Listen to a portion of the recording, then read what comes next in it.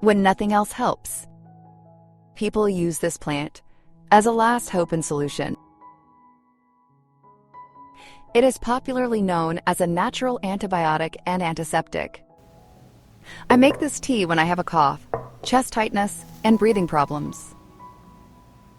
I add 1 teaspoon of thyme to the jug.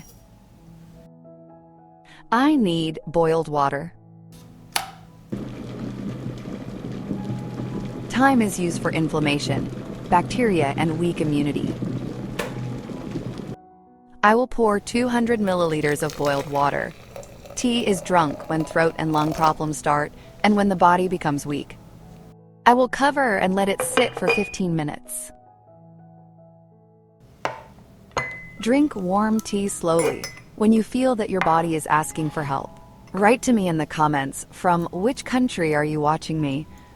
It's nice to know that we can see each other all over the world.